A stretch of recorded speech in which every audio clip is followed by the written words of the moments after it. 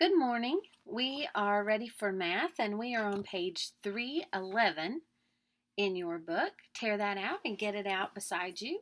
The title of the page should say Zero in the Quotient. Zero in the quotient. And quotient, remember, is the answer to a division problem. So we have done division problems like this before where we have had zeros in the middle. And we're going to practice that with our decimals as well. A lot of this is not any different from normal division. You just need to remember to bring that decimal point up. And if you're dealing with money, make sure that you put your dollar sign there at the end also. Okay, we're going to practice a few of these together. So let's look at number 1. So 40 and 8/10 divided by 2. So I know that 2 can go into 4 2 times, and then I'm going to subtract, and I don't get anything. Now, here's the thing. I'm going to bring down the 0, but can 2 go into 0? No. So up here, I need to put a 0 to fill that in because it cannot go in, and then I'm going to immediately put my decimal there so I don't forget.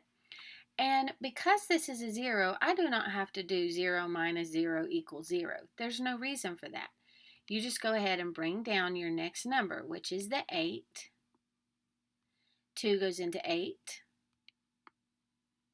4 times, and then you'll finish that off. 4 times 2 is 8, and then you would subtract and get 0. And so our number there comes out even, 20 and 4/10.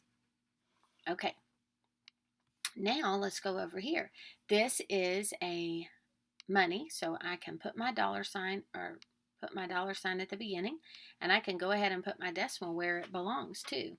9 does not go into 1, it goes into 18 twice.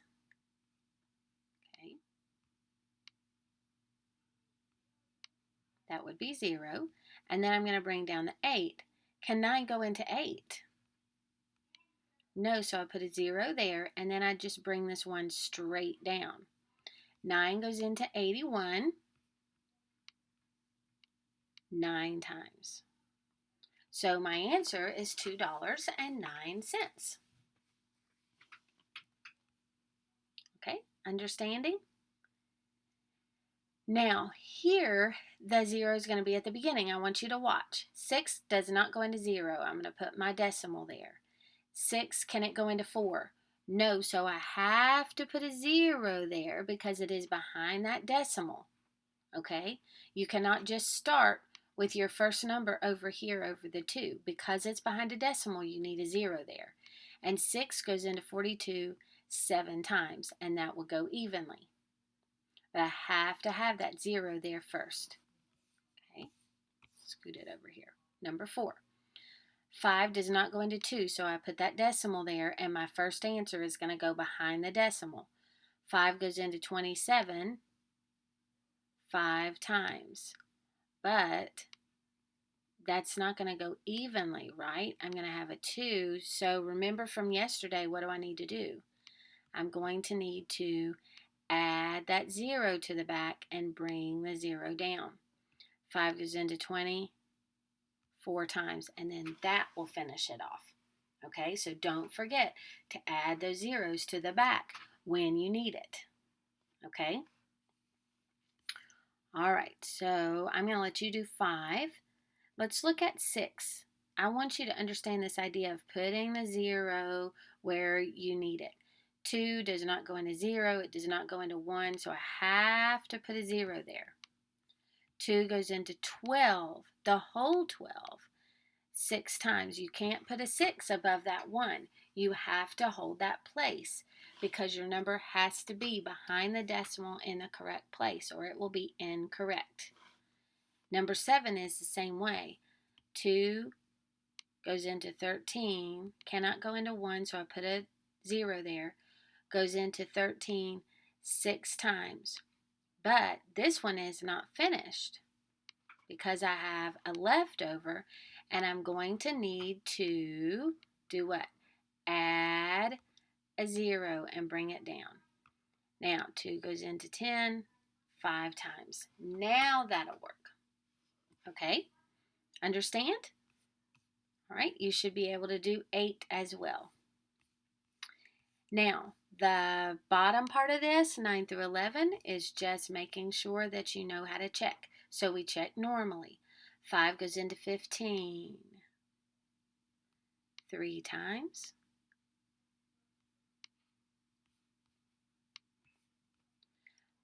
Then that 2 comes down. I add that decimal. 5 cannot go into 2, so I put a 0, but I have to finish this off. I cannot have a leftover. So I add an extra 0 there to the back, and 5 goes into 20 4 times. Now I take that 3 and 4 hundredths over here and multiply it times the 5. And then I should get what's in the middle. Okay? All right, finish up the front. Now let's look at the back. A lot of this is just division, just like we did on the front of the page.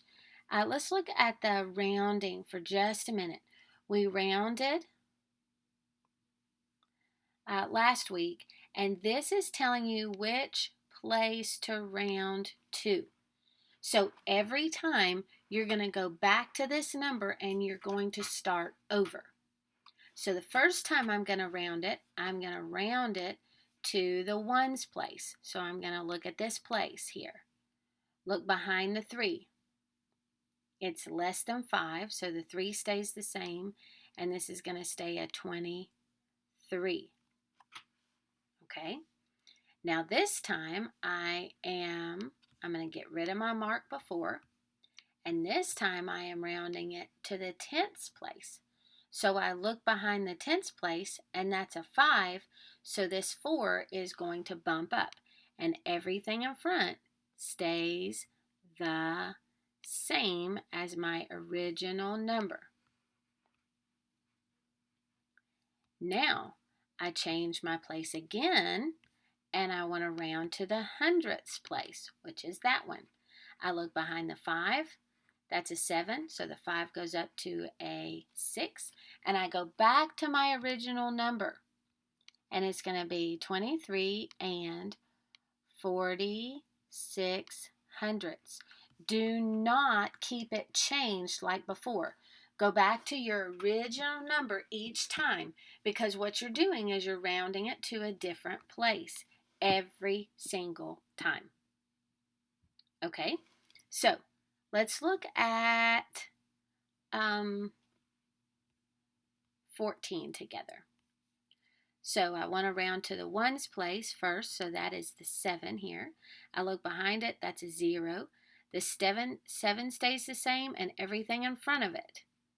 So 107. Now I want to round to the tenths place, which there's a 0 in the tenths place. I look behind it, there's a 9. So that 0 is going to bump up to a 1. Now I'm going to look at the hundredths place. There's a 9 there, but behind it is a 1. So that's going to be 107 and 0 ninths. So when you round to the hundredths, there should be 2 places behind your decimal. When you round to the tenths, there should be 1 place behind your decimal. Okay? I want you to finish out the chart. I want you to divide and check 16, 17, and 18. And then 19 through 26 is what we did yesterday. And they give you a place to divide. So remember, the bottom number, the denominator, goes into the top, which you can't do unless you add a decimal and a 0. That's not going to go evenly yet. Okay, I get a 4. So we're going to add another 0. We're going to bring that down. and 8 goes into 40 5 times. So 25 hundredths is my remainder. If you need another reminder of this and a help, either go back to my video yesterday or go back to that Math Antics video where he shows you how to do it. I think he explains it very well. Okay, 27 through 29, it gives you the information you need to know in this green bubble here. Last month, 8 gallons of gas cost $22.32. This month, 8 gallons of gas cost $24.72. So what was the cost of 1 gallon? So you're not going to give me this amount. This amount is 8 gallons. What are you going to need to do? You're going to need to divide by 8 to find out how much 1 gallon was. And you're going to do the same thing here. Divide by 8. Then, how much more is 8 gallons of gas this month than last month? So, you're going to take these numbers and subtract. This number, this bottom number, has to go on top. So, because it's the bigger number, 24.72 minus 22.32. And that's what 29 is going to be. Okay, give me a number that we did not go over and that you do not see below. Make sure you put the number to the problem. So 18 and then give me the answer and leave your answers below.